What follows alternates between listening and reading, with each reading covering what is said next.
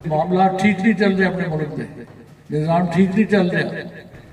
सानू तो अल्लाह तौफीक दी है कि मैं तो इस पार्टी से लड़िया को नहीं आया। मैं तो शुक्र अदा करना कि मैं फैसला किया कि मैं इस पार्टी नाल नहीं जाना।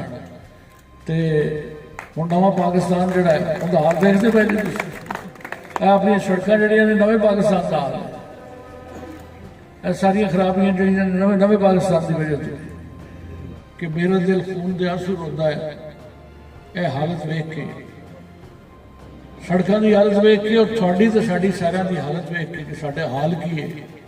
असी बाहर नहीं घरों निकलन जोगे, मैं वसावे चों बाहर नहीं निकलन जोगा, तुसीं हवेली चों बाहर नहीं निकलन जोगे। ये हालत है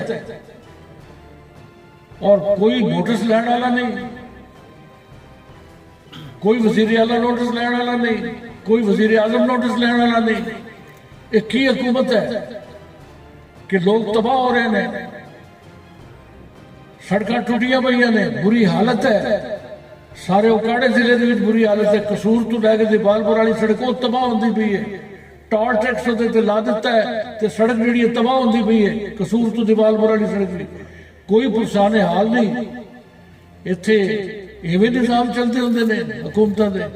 यार साडे ज़माने दे विच असीं सड़कां दे वास्ते सालाना अपने budget they which repair and maintenance के पैसे रखते थे। गड्डियां दे विच लोग फिरते होंदे सन और वो रिपेयर करते सन, जिथे कोई गड़ा पैदा सी उत्थे रिपेयर कर देंदे सन। इत्थे निज़ाम ही कोई नहीं, ना कोई बेलदार है, ना कोई बजरी पाउण वाला, ना कोई लुक पाउण वाला, कोई ध्यान करने वाला ही कोई नहीं बंदा, कोई ध्यान करने वाला ही बंदा कोई नहीं। तू थले तो लैके उदा ताईं कोई बंदा ख्याल करने वाला नहीं कि पब्लिक का हाल की है, पब्लिक की मुसीबतां दे विच किहड़े फसे ने।